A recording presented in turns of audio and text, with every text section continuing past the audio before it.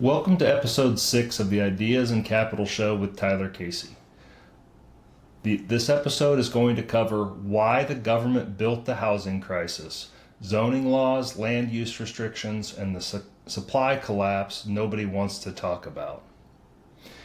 Everyone has an opinion on the housing crisis. Rent is too high, home prices are too high, young people can't afford to buy homes. Working families can't afford to rent. We've all seen the headlines. We've all heard the politicians. And they all point at the same villains: landlords, real estate investors, hedge funds, Airbnb, greedy developers. Now, I'm a real estate operator. I build and manage housing for a living. I've acquired it, developed it, and repositioned it thousands of times. And I'm going to tell you something that doesn't get said nearly enough. The housing affordability crisis in this country is not a private sector problem. It is a government policy problem. It was built slowly, quietly over decades by the same central planning instinct that has never once produced the outcome it promises. Today I want to walk you through exactly how it happened, because once you see it, you cannot unsee it. So let's get into it. First, who gets blamed and why that's wrong? Let me give you the popular narrative first, because you've probably heard it. Hedge funds are buying all the homes. Private equity is hoarding inventory. Investors are pricing out regular families. Short-term rentals are gutting neighborhoods. Is any of that partially true? Sure. Institutional buyers did accelerate purchases during low interest rate environments. Airbnb does remove some units from long-term rental supply in certain markets. But here's the thing about proximate causes versus root causes. If you treat the symptom and you ignore the disease, you don't solve anything. You just feel like you did. Institutional investors own somewhere around 2% of single-family homes in the United States. 2%. If you passed a law tonight banning every hedge fund from ever buying another house, you'd barely register a change in the affordability data. You know what would actually change the data? Building more housing. A lot more. Consistently. In every market where people want to live. But we are not doing that. And the reason we're not doing that is not because developers lack ambition or investors lack capital. It's because the regulatory environment in most American cities makes it extremely hard, extremely slow, and in many markets genuinely impossible to build housing that pencils at a price regular people can afford. That regulatory environment has a specific name. It's called zoning. So now let's get into how zoning works and how it kills supply. So let me explain what zoning actually is for anyone who hasn't dealt with it from the development side. Zoning is a system of land use regulations that dictates what can be built, where it can be built, how big it can be, and who can occupy it. The United States adopted its first comprehensive zoning ordinance in New York City in 1916. The original logic was reasonable. Separate industrial operations from residential neighborhoods. Keep the factory away from people's homes. Fine. But over the next century, something happened. Zoning stopped being a tool for separating incompatible land uses and became a mechanism for restricting density. And more specifically, a mechanism for keeping multifamily housing, apartments, duplexes, townhomes out of desirable neighborhoods. Today, in most American cities, roughly 75% of residential land is zoned exclusively for single-family homes. In addition, a large percentage of land zoned for multifamily homes does not meet lot size minimums, neighborhood continuity rules, which are highly subjective, parking requirements, or according to city officials, have the infrastructure to support the zoned density. Not because the market demanded this structure, because regulators mandated it. Think about what that means. You have land, you have capital, you have families who need housing, and the government has preemptively decided that you cannot build the type of housing that would actually serve them. Not because it would harm anyone, but because the existing residents in that neighborhood have decided they prefer things the way they are.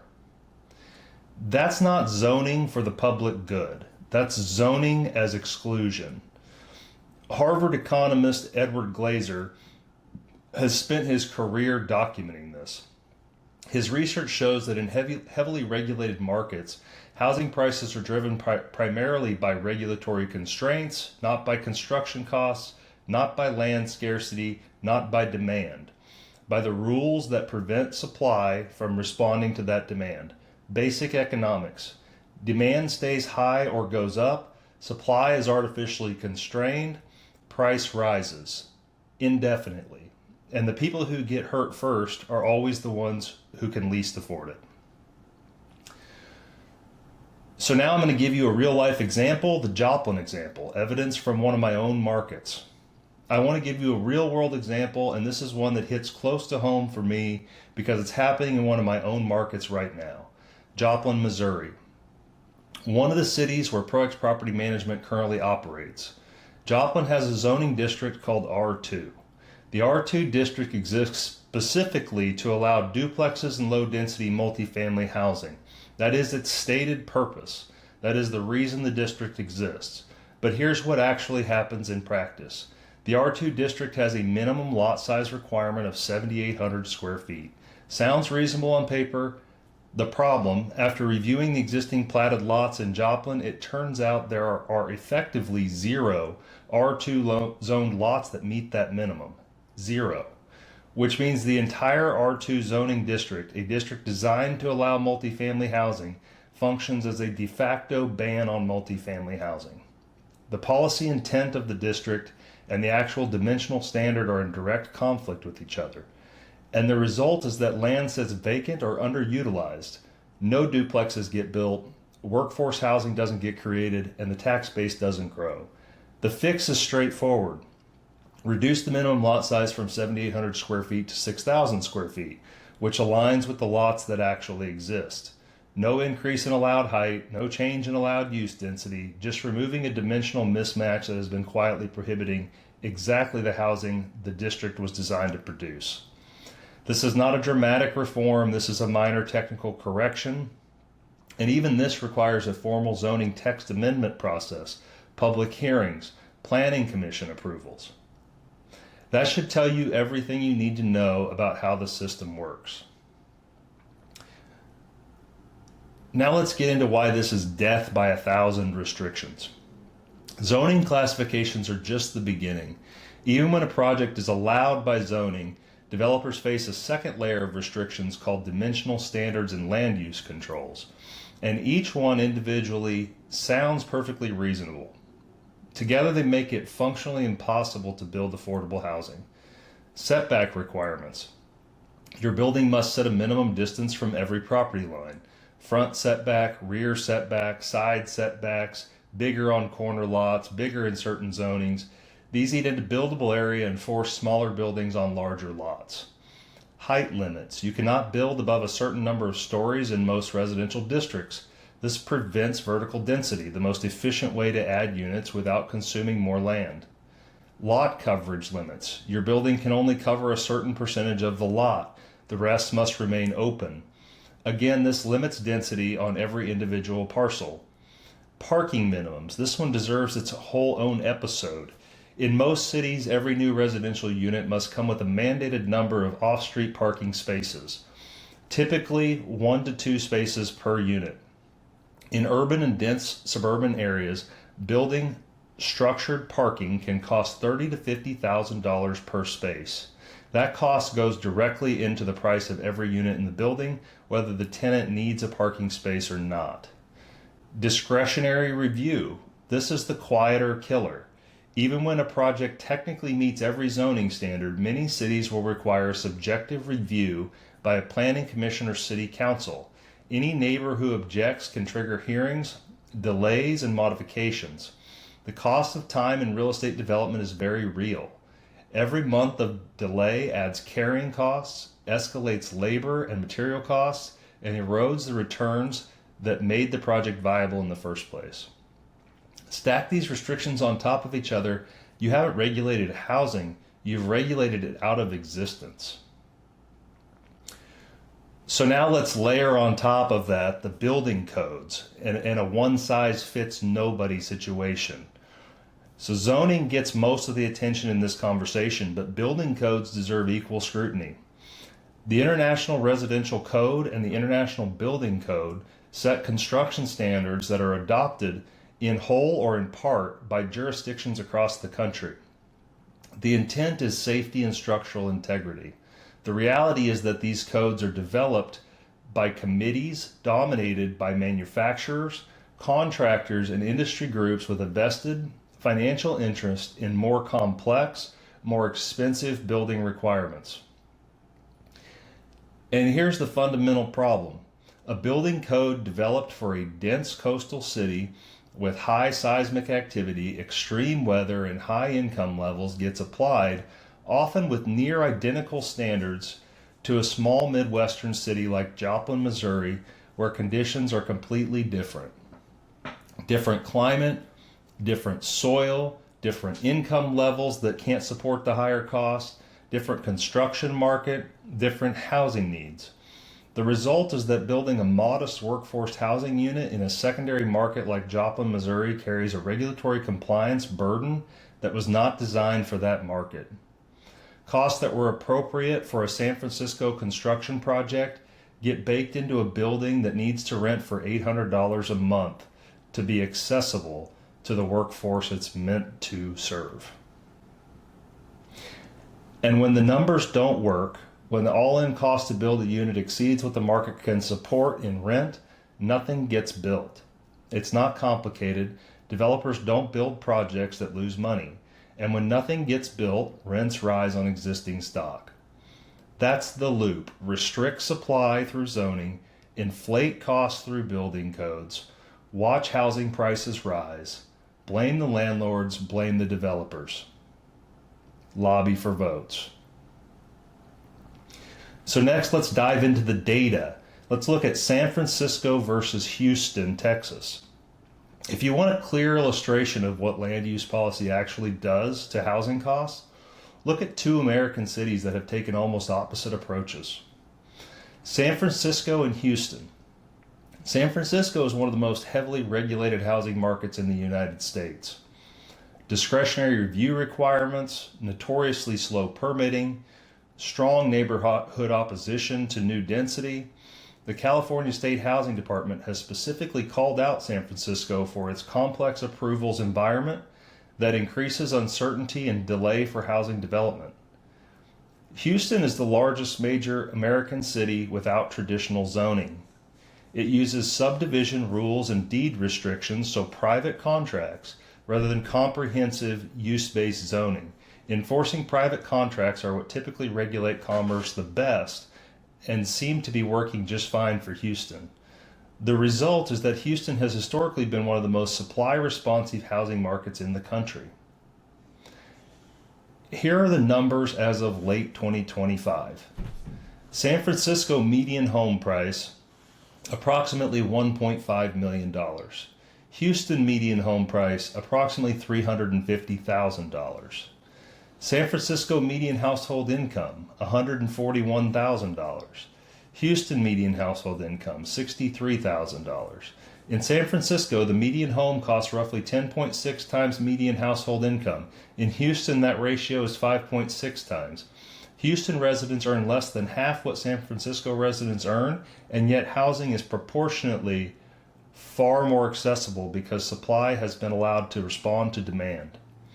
Median rent. San Francisco is approximately $3,600 per month. Houston is approximately $1,500 per month. Same country, same era, different regulatory environment, dramatically different outcomes. This is not a coincidence. This is cause and effect, and the academic literature backs it up. The National Bureau of Economic Research has documented that metropolitan areas with stricter land use regulations show significantly higher housing prices even after controlling for income and demand. Restricting supply, raising prices. That is not a political opinion, that is economics, that is data.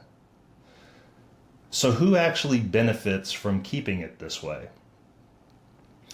If zoning and land use restrictions provably reduce supply and raise prices, Why do they persist? Who's voting to keep them in place? The answer is uncomfortable, but it's not complicated. Existing homeowners benefit. When new housing supply is constrained, the value of existing homes goes up. A homeowner who bought their house in 1995 has a direct financial interest in keeping new supply out of their neighborhood. Their home is their largest asset and they want it to appreciate. Zoning serves that interest. Local governments can benefit, at least in the short term. Existing property tax revenue comes from existing assessed values.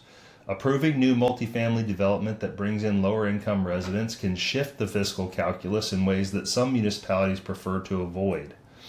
There is a long history of exclusionary zoning being used to preserve specific demographic and economic compositions in neighborhoods and cities.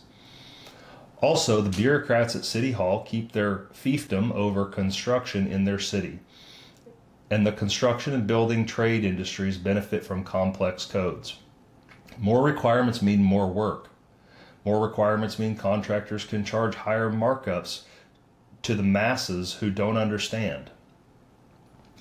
The lobbying influence of building material manufacturers and trade associations in the code setting process is well documented. None of these groups are evil. They're responding rationally to their own self-interest and incentives. But when we design a system that serves existing property owners, municipal revenue interests, and industry lobbies at the expense of people who need housing, and then act surprised when housing becomes unaffordable, we're not being honest about what the system was designed to do. What actually needs to change to fix all of this? It's not simple, but what is the fix? I'm not going to pretend there's just a one-size-fits-all answer, but I'll tell you what the evidence points to. First, zoning reform at the local level. Minneapolis banned single-family only zoning citywide in 2018. They allowed duplexes and triplexes by right on every residential lot. Other cities have started allowing accessory dwelling units by right. Texas has consistently maintained more permissive land use frameworks than most comparable states, and Texas cities are among the most affordable major metros in the country. It's not a coincidence. Second, by right permitting, if a project meets the published zoning standards, if it checks every box on height, setback, use, density, it should be approved without discretionary review. Remove the political variable from a process that should be administrative. You comply with the rules, you get your permit, period. Third, state preemption. Because local governments have proven they will not reform themselves when existing homeowner constituencies oppose it.